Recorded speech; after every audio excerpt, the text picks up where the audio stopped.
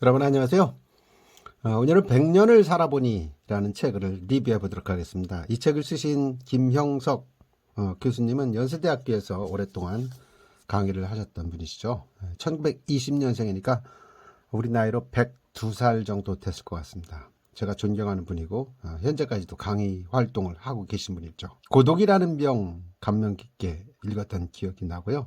영혼과 사랑의 대화라는 여러 가지 베스트셀러들 책이 있었는데 이분이 이제 100년을 살면서 느꼈던 감정을 정리를 해서 이야기를 했습니다.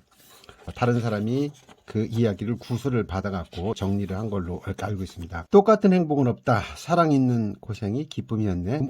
운명도 허무도 아닌 그 무엇을 남기고 갈 것인가. 저도 나이 60이 넘고 산 날이 더 많다 보니까 죽음을 생각하게 되고 이제 뭘 남길 것인지, 앞으로 남은 인생 어떻게 의미 있게 값 있게 살 것인가, 이런 쪽에 더 관심을 갖게 되는 것 같습니다. 그래서 더 쏠리는 책이었는데 사실 이 책을 전에 읽었었습니다. 그런데 다시 읽으면서 여러분들에게 한번 또 소개를 하고 싶은 마음이 들어가지고 책을 골라봤습니다. 늙으면 말없이 찾아온다. 프롤로그를 보면은 본인이 비교적 책을 많이 썼고 이제 90 넘으면서부터는 장년층 독자가 늘기 시작을 했고 100세 시대에 사는 현대인들에게 어떤 문제와 대화를 나눌 수 있겠는가 하는 요청을 받기 이르렀다. 그래서 이 책을 쓴 배경도 보면요, 2016년 여름에 쓴 책입니다. 이 책을 리뷰를 하면서 여러분들에게 도움이 되는 이야기 한번 뽑아내보도록 하겠습니다. 똑같은 행복은 없다 편입니다. 아리스토텔레스의 말을 인용을 했네요. 다른 모든 것은 원하는 사람도 있고 원하지 않는 사람도 있다. 그러나 행복은 누구나 원한다. 그렇죠. 성공을 원하지 않아도 행복은 원합니다. 행복이 어떤가 라고 물으면 같은 대답은 없어요. 행복은 모든 사람의 주관적 판단이고 같은 내용이라도 시간과 장소에 따라서 불행이 달라질 수 있다. 모든 사람에게 꼭 같은 행복이 있는 것은 아니다. 돈 때문에 행복해지는 사람도 있지만 돈 때문에 불행해지는 사람도 있다. 복권에 당첨됐다고 해서 행복해지느냐? 그렇지 않죠. 공짜로 주어진 복이 더 많은 것을 앗아가기도 합니다. 실제로 복권 당첨된 사람들의 그 후를 추적을 했더니 무려 80% 이상이 불행해졌다라는 결과 발표를 제가 본 적도 있습니다. 20세기를 끝내면서 미국의 주간지 타임에서 100년 동안 가장 위대한 업적을 남긴 사람을 선정한 일이 있었는데 그 선정된 사람은 재벌가도 정치가도 아닌 과학자 아인슈타인이었다는 거죠. 알렉산더 대왕은 한때 전 세계를 무력으로 점령했습니다. 그러나 그가 남긴 것은 역사적 기록에 그쳤죠. 반면에 알렉산더 대왕의 가정교사였던 아리스토텔레스는 나타나서 강의하고 저술만 전념했을 뿐인데도 그의 정신적 유산과 혜택은 2300년이 지난 오늘날까지도 우리에게 감사와 존경의 대상이 되고 있다는 겁니다. 그래서 정신적 가치를 깨닫는 사람들은 인류가 남긴 업적의 혜택을 누리는 일에 동참함으로써 행복을 누립니다. 맛있는 음식을 먹는 기쁨도 있어야 하지만 음악을 감상하는 즐거움도 필수적이다. 또 이런 정신적 가치를 창출하기 위한 창작의 기쁨과 행복은 고급 자가용을 타고 좋아하는 사람들보다도 높은 차원의 행복을 갖는다고 말하고 있습니다. 행복과 성공의 함수관계에 대한 설명이 있네요. 많은 사람들은 행복과 성공은 동전의 양면과 같이 공존한다고 생각을 한다. 실패한 사람에게는 행복이 없고 성공한 사람은 행복을 누린다는 사실이다. 그러나 성공과 기준에 실패의 객관적 기준은 있다. 나에게 주어진 재능과 가능성을 유감없이 달성한 사람은 행복하며 성공한 사람이다. 그러나 주어진 유능성과 가능성을 다 발휘하지 못한 사람은 성공했다고 인정할 수가 없다. 왜 일을 하는가에 대한 본질적인 질문을 던지고 있습니다. 저자는 40세 때까지 가난하게 살았다고 합니다. 그래서 왜 일을 하느냐고 물으면 돈이 필요해서, 돈을 벌기 위해서, 가난을 극복하기 위해서 일을 했다고 이렇게 이야기를 합니다. 그런데 어느 날 강연 요청이 들어왔는데 2건의 강연 요청이 온 겁니다. 기업체 강연하고 대구의 중고등학교 선생님들 600에서 700명을 위한 강연. 서울기업이 교통, 편의도 봐주고 사례금도 대구보다 2배나 줬는데도 불구하고 그날 기차로 왕복하면서 완전히 하루를 고생을 하고 중고등학교 선생님들을 위한 강연을 다녀왔다는 거죠. 그러고 나서 내 생활의 한 단계 높은 가치를 깨달았다. 지금까지는 돈을 위해서 일했지만 앞으로는 돈보다 일이 중요하다. 일하는 삶의 방법과 방향을 바꿔야겠다는 생각이 들었다는 거죠. 80이 넘고 나서 왜 일하는가? 일의 목표는 무엇인가? 그때의 대답은 일은 이웃과 사회에 대한 봉사다. 내가 하는 일이 그 사람들과 사회에 도움이 된다면 내 돈을 써가면서라도 해야 할 일인 것이다. 다른 사람의 도움을 받기만 하는 인생을 살아서는 안 된다. 서로 도움을 주고받는 삶이 귀한 것이다. 적게 받고 더 많은 것을 베풀면서 살 수 있다면 그보다 더 보람있고 행복한 삶은 없을 것이다. 저자는 오늘 치과 진료를 받고 돌아오면서 생각을 했다는 거예요. 지금 내가 갖고 있는 물건은 모두 다 전부 다른 사람들이 준 거다. 모자도 그렇고 양복도 그렇고 신발도 그렇다. 어떤 것은 호주에 있는 나와는 전혀 상관이 없는 사람이 양을 쳐서 보내준 거고, 미국 텍사스에 어떤 사람이 목축을 해서 보내준 가죽도 있다. 모자와 옷을 만들기에 수고해준 수많은 사람들 덕분에 내가 살아가고 있다. 안경 만들어진 기술자, 치과에서 도움을 베풀어준 의사, 간호사, 병들었을 때 사랑을 베풀어준 여러분들, 나로 하여금 나 되게 했고 이렇게 살게 해준 모든 사람들의 혜택으로 내가 살아가고 있다.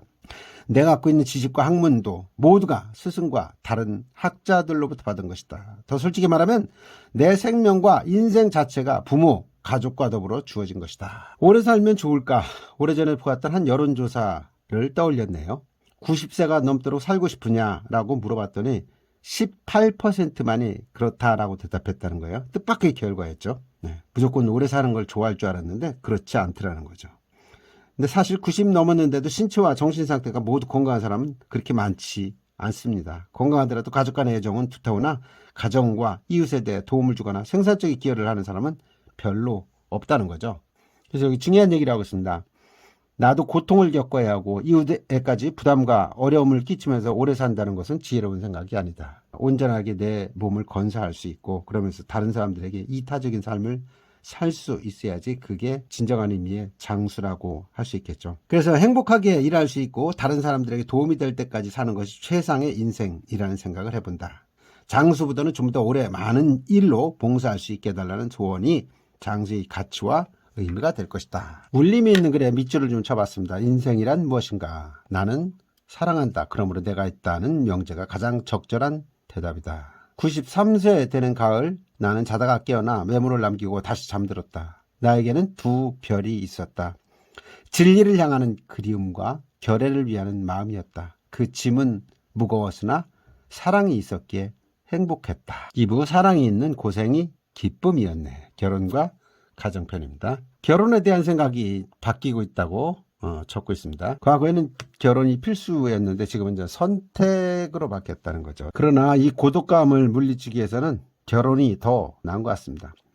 자식들이 해결해 주지 못하는 그런 고독감이라는 것이죠. 저는 이 문구가 지금 많이 와닿습니다. 내 친구가 있었다. 어머니가 일찍 세상을 떠났다. 부친도 70대가 되었다. 내 친구와 부인은 혼자 있는 아버지를 정성껏 모셨다. 효의 정성을 다해보려고 노력했다. 한 번은 은사에게 자신의 그런 처지를 얘기했다. 그랬더니 사회적 경험이 많은 은사가 그것은 효도가 아니고 불효가 되네. 경제적으로 불가능하다면 모르겠으나 할 수 있다면 아버지로 하여금 재혼하도록 주선해주게. 그 이상의 효도가 없다니까 라고 알려주었다는 거예요. 굉장히 공감이 되는 그런 글입니다. 저도 아들이 둘인데 전혀 도움이 안 됩니다. 지금 자주 만나지도 않습니다. 이런 상태에서 저한테 가장 중요한 것은 배우자일 뿐이죠. 배우자가 중요하지 어쩌다 한번 보는 아들이 무슨 의미가 있겠습니까? 이 김영석 교수는 아내가 70대에 돌아가신 걸로 알고 있습니다. 그래서 이제 혼자서 호라비로 살아왔는데 90이 넘으면서부터는 아내와 같은 제2의 여성이 있었으면 좋겠다는 마음을 갖게 되었다. 지금 나에게 중요한 것은 나를 위한 위안보다도 사회적 봉사가 더 중요한 목적이기 때문이다. 90이 넘도록 건강하게 일할 수 있다는 것은 나를 위한 특전이나 축복이 아니라 더 보람있는 삶을 위해 주어진 기회라고 믿게 되었다. 김영석 교수는 아버님한테 이런 교훈을 받았다고 합니다. 어릴 적 시절에 아버님이 말씀하시기를 사람이 자신과 가정 걱정만 하면서 살게 되면 그 사람은 가정의 가장이나 어른만큼밖에 잘하지 못한다. 그러나 항상 내 직장을 위하고 이웃을 걱정해 주는 사람은 직장과 지역사회 지도자로 성장할 수가 있다. 같은 사람이라도 언제나 국가와 민족을 걱정하면서 노력하는 사람은 자신도 모르는 동안에 국가와 민족의 지도자로 자랄 수 있다. 생각의 크기만큼 사람이 달라진다는 것을 표현하고 있습니다. 3부 운명도 허무도 아닌 그 무엇, 우정과 종교에 대한 이야기가 되겠습니다. 김영석 교수님은 그 서울대학의 김태길 교수, 또 숭실대학교의 안병옥 교수와 함께 철학계의 삼총사라는 말을 들으면서 그 세 분의 그 우정 관계가 굉장히 두터웠다는 얘기를 듣고 있는 분들입니다. 그렇게 이 세 분들이 선의의 경쟁, 사랑이 있는 경쟁을 하다 어느 날 그 안병욱 선생이 전화가 왔다는 거예요. 더 늙기 전에 셋이서 1년에 4번쯤 봄, 여름, 가을, 겨울에 만나서 차도 마시고 식사나 같이 하는 시간을 만들면 좋을 것 같은데 어떤지 김태길 선생과 상의해보라는 청이었대요. 좋겠다고 생각해서 김태길 선생 전화했더니 김 선생이 하는 얘기가 글쎄 좋은 생각이고 나도 그렇게 하고 싶은데 또 다른 생각도 해봐야 하지 않을까? 우리 시 다 80대 중반인데 가는 세월이야 누가 붙잡을 수 있겠냐? 누군가 한 사람씩 먼저 떠나가야 할 텐데 가는 사람이야 모르지. 그러나 다 보내고 남는 사람은 얼마나 힘들겠냐. 그래서 지금같이 멀리서 마음 같이 하면서 지내다가 차례가 되어 떠나고 보내는 것이 좋지. 늙어서 다시 정을 쌓았다가 그 힘든 짐을 어떻게 감당하려고 하느냐. 그 얘기를 안 선생한테 했더니 우리가 너무 늙었지? 라고 얘기를 해서 이제 없었던 것으로 했다는 거예요. 근데 그 이야기를 했던 김태길 선생이 89세를 일기로 가장 먼저 떠났고 안 선생은 93세로 떠났고 이제 김형석 교수 혼자만 남아있는 상황이라고 합니다. 자, 경륜 있는 학자께서 이야기하는 위험한 흑백 논리 이야기가 참 재미있습니다. 의사가 환자를 치료할 때는 약으로 치료하는 단계가 있고 주사를 쓰는 단계가 있고 마지막은 수술을 한다는 거죠. 약 처방, 주사, 다음에 수술. 근데 이걸 논리에다 적용을 시키면요. 첫 번째는 대화를 하는 거죠. 그다음에 대화해서 안 되면 토론하고 토론해서 안 될 때는 투쟁을 한다. 무슨 문제가 발생하면 대화를 통해 해결 방법을 찾는데 합리주의 사고방식을 소중히 여기는 사회에서는 토론을 통해서 해결 방법을 찾는다고 합니다. 사회 문제가 안고 있는 여러 요소와 여건들에 관해서 참과 거짓을 가리며 선과 악의 가치를 선별하기 위해서 토론을 하죠. 그 결과로 합리적이고 객관적인 방법이 찾아지면 토론에서 패한 측이 양보를 합니다. 대화에 비하면 좀 더 강한 방법일지 모르지만 그러나 마르크스주의 사회에서는 투쟁을 해서 승리하는 측이 힘을 소유하게 된다는 거죠. 그래서 대화, 토론, 투쟁으로 나가는데 가장 좋은 방법은 대화를 하는 것이다. 죽음에도 의미가 있는가 이런 이야기가 나와 있네요. 99개를 넘기면서부터 나도 모르게 죽음에 대한 생각을 해보곤 하는데 가까운 가족이나 친구들의 죽음에 대해 간접적으로 관여했기 때문이다. 죽음이 아주 가까이까지 와 대기하고 있는 것 같은 느낌을 받기도 한다. 죽음을 전제로 하는 삶의 가치와 의미입니다. 인간은 생명에 대한 지나친 욕심 때문에 죽음에 대한 공포와 불안을 느끼며 절망에 빠져 불행과 고통을 스스로 만들어간다. 자연의 섭리는 선하고 아름다운 것이다. 동물들은 동일한 절차를 밟아 죽음의 과정을 밟는다. 그리고 그 죽음은 의미를 남기지 않는다. 그러나 인간은 죽음을 예측할 수 있어서 지금부터 죽을 때까지 이 삶에 대한 선택과 결단에 책임을 지게 된다. 가장 행복한 사람은 어떤 사람일까? 지금 내가 하고 있는 일이 소중하기 때문에 그 일에 최선을 다하다가 유종의 미를 거두고 싶다고 말할 것이다. 내가 하고 있는 소중한 일에 최선을 다하다가 유종의 미를 거두는 사람이 가장 행복한 사람이 아닐까 이런 이야기입니다. 4부 무엇을 남기고 갈 것인가? 돈이냐? 성공이냐? 명예냐? 겉으로 보기에는 성공했고 사회적 명성도 얻었는데 자신은 실패했다고 후회하며 말년에 가서는 장년기 때보다 더 무가치한 수고를 했다고 자백하는 사람들이 적지 않다. 화려한 명성에 비해 역사적으로는 긍정적 평가를 받지 못하는 사람들이다. 김영석 교수가 1962년 하버드대학에서 이제 봄학기 강의를 할 때 얘기인데 그 당시 이제 아메리카를 대표하는 신학자 라인홀드 니부어 교수를 추천한 일이 있었답니다. 그때 이제 니부어 교수가 학생들에게 한 이야기가 지금도 잊지 못하는 것이 여러분들은 아메리카 학생들이죠.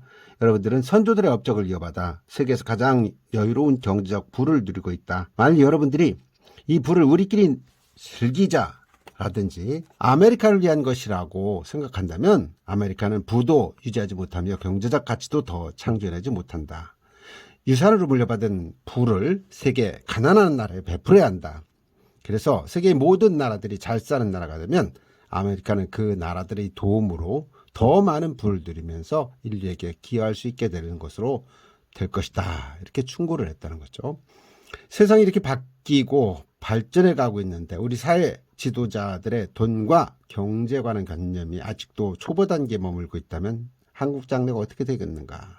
경제적으로 여유가 있고 그렇다면 필요로 하는 사람들에게 환원하는 것이 옳다. 베푸는 보람을 깨닫고 실천하는 동안에 개인과 사회는 성장과 발전을 거듭해 나갈 것이다. 돈을 많이 갖는 것보다는 베푸는 게 중요하다는 이야기를 하고 있습니다. 사람들이 태어나서 죽기 전에 가장 하고 싶은 것들이 살아온 이야기를 글로 남기는 자서전에 대해서 관심을 갖게 되죠. 나이가 들수록 이제 다 그런 생각들을 하게 되는데, 그래서 자서전이라는 게 참 많습니다. 그런데 이 김영석 교수와 친구분들이 감명 깊게 읽었던 책이 나의 생애와 사상이라는 알베르트 슈바이처 박사의 자서전이었다고 그래요. 여기 이제 소개한 내용을 보면 슈바이처 박사는 독일이 나온 훌륭한 수재 중 한 사람이었다고 해요. 그는 스스로 자신에 관한 글을 쓰면서 자기가 24세가 될 때까지 다른 사람들이 평생에 걸쳐 성취하는 일을 이미 3가지나 갖췄다고 합니다. 학자로서는 대학 교수가 되었고, 전통인 교회의 목사가 되었고, 어려서부터 파이프 오르간을 연주를 해서 음악계에서 인정받는 연주가가 되었답니다. 이 3가지를 다 하는 그런 연주가가, 전문가가 됐는데, 그런 위치에 있으면서도 항상 마음 한구석을 차지하는 빈 공간이 있었다. 그것은, 그런데 슈바이처가 우연한 게 잡지에 기사를 읽었는데, 아프리카에 선교사들이 와서 복음을 전파하고 있지만은 의사가 없어서 도움을 받지 못하고 있다. 그래서 버림받는 환자들이 많다.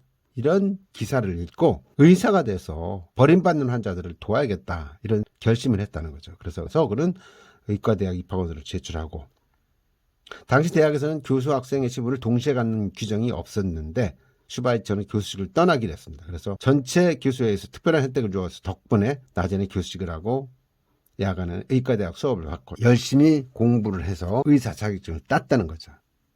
그래서 슈바이처는 사제를 정리하고 간호사로 일할 수 있는 부인과 같이 아프리카를 떠나죠.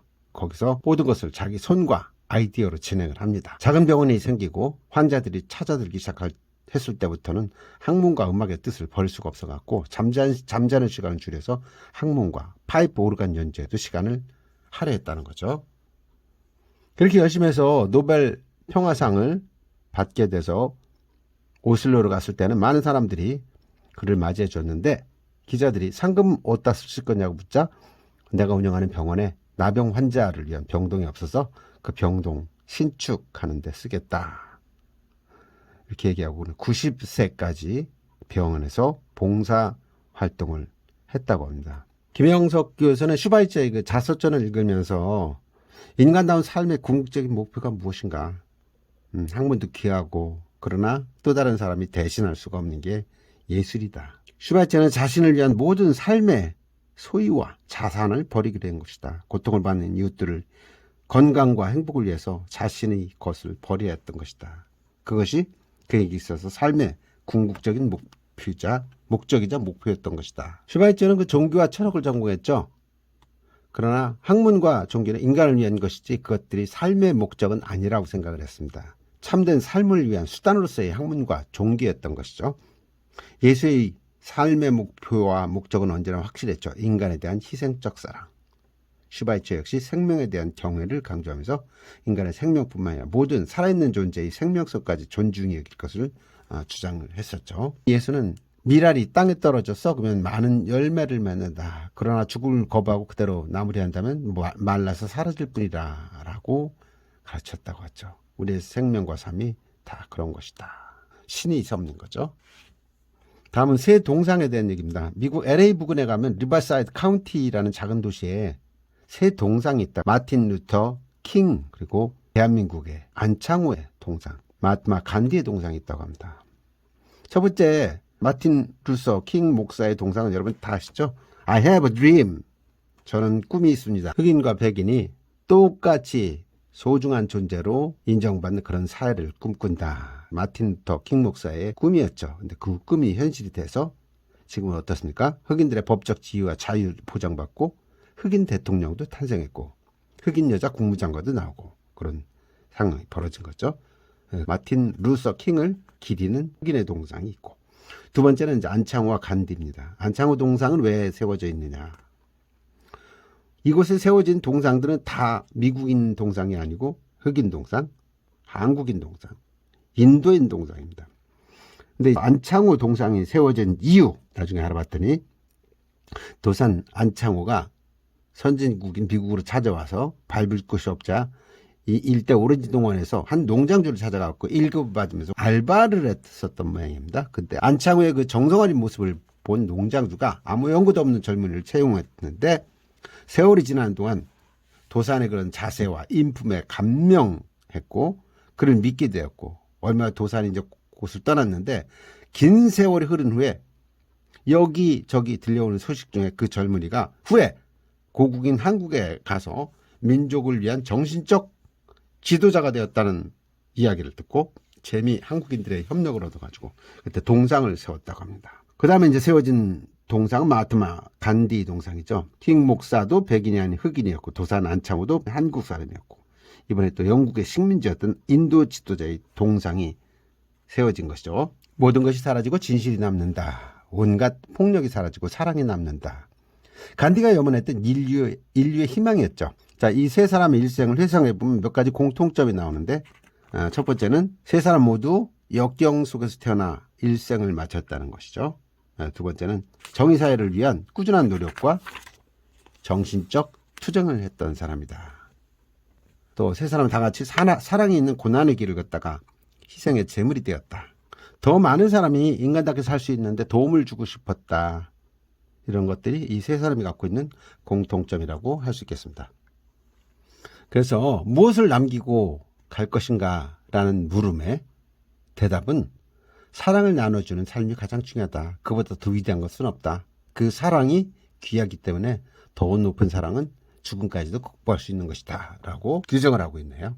다음에 늙음은 말없이 찾아온다. 생로병사의 과정처럼 죽음은 누구에게나 오게 돼 있죠. 근데 사람은 성장하는 동안은 늙지 않는다. 노력하는 사람들은 75세까지는 정신적으로 인간적 성장이 가능하다. 신체가 쇠약해지면 늙는다고 생각하는 사람들이 있다. 그 생각은 동물적이거나 생리적 관점이다. 노력만 한다면 75세까지는 성장이 가능하다고 생각한다. 김영석 교수는 인생의 황금기를 60세에서부터 75세라고 강조를 합니다. 61년에 처음 미국에 갔을 때 인생은 60부터라는 이야기들을 백인 교수들한테 이제 많이 듣고 있었다는 거죠. 김영석 교수의 가장 가까웠던 친구였던 김태길 서울대 교수는 76세에 한국인의 가치관에 관한 책을 내놨다는 얘기죠. 88세까지 노쇠 현상을 크게 나타나 보이지는 않았다. 또 한 친구인 안병욱 교수도 94세에 작고를 했는데 병중에 있던 걸 제외하면 89세까지는 일을 계속을 했다. 자신도 75세까지는 나름대로 공부하면서 일을 했기 때문에 어느 정도 창의적인 성장을 해왔다. 그부터는 창조적인 노력이나 성장은 불가능하더라도 그 성장의 놓은 수준은 유지가 된다고 생각한다. 그런데 우리 사회 평균 성장 수준이 그보다 훨씬 낮으니까 내가 그 10 정도의 도움은 줄 수도 있고 또 사회가 요청하니까 그만큼은 일을 할 수가 있다. 요즘은 60분 정도의 강연은 서서 한다.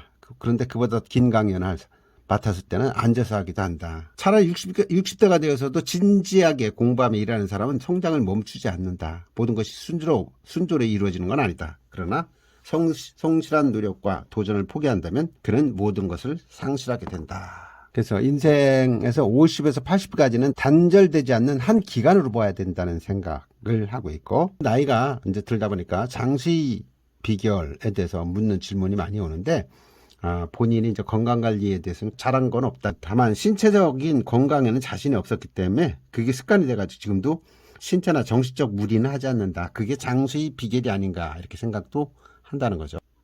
여기서 자신 있게 소개하는 것은 수영입니다. 탁구랄지 정구랄지 모든 것은 같이 하는 거지만 수영은 혼자 할 수 있다는 얘기죠. 강연을 위해서 외국을 갔을 때도 호텔에서 수영을 할 수 있고 운동 자체가 목적이 아니고 건강을 위한 하나의 수단이었기 때문에 수영을 했다는 거죠. 그리고 마지막 목적은 일이었다. 일을 위해서 수영을 한 것이다. 나 같은 사람에게 운동은 건강을 유지하기 위한 필수 조건의 하나다. 지금도 일주일에 3번 수영장을 찾는다.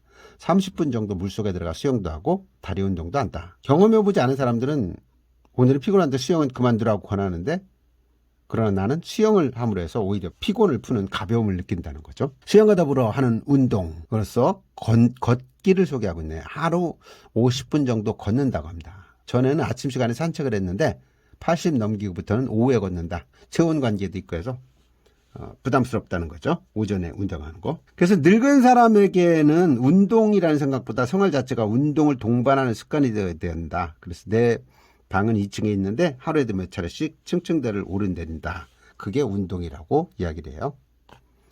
또 이분은 이제 대중교통을 이용한다고 합니다. 자, 운전을 하지 않으니까. 그래서 버스나 지하철을 타기 위해서도 상당히 긴 거리를 걸어야 되기 때문에 생활 자체가 운동이 될 수밖에 없다.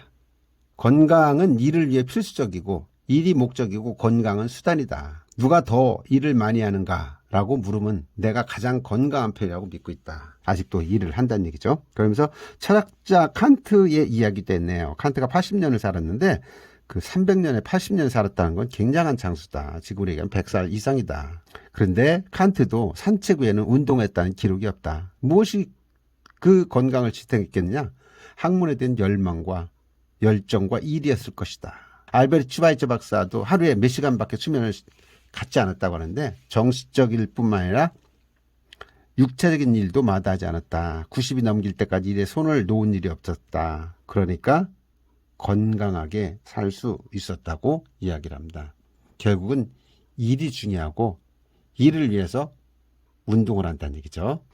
나는 지금도 신체적 건강과 정신적 건강은 상호작용을 한다고 믿고 있다. 젊었을 때는 신체적 건강이 정신적 건강을 이끌어주지만 나이가 들면 정신적 책임이 신체적 건강에 더 큰 영향을 준다.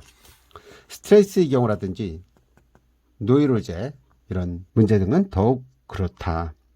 그런데 신체적 건강과 정신적 건강을 합친 인간적인 건강도 인정해서 좋을 것 같다. 젊어서는 용기, 늙어서는 지혜가 중요하다는 얘기도 하고 있네요. 그럼 사람들이 늙어간다라고 얘기를 하는데 늙어가는 것이 아니라 익어가는 것이다.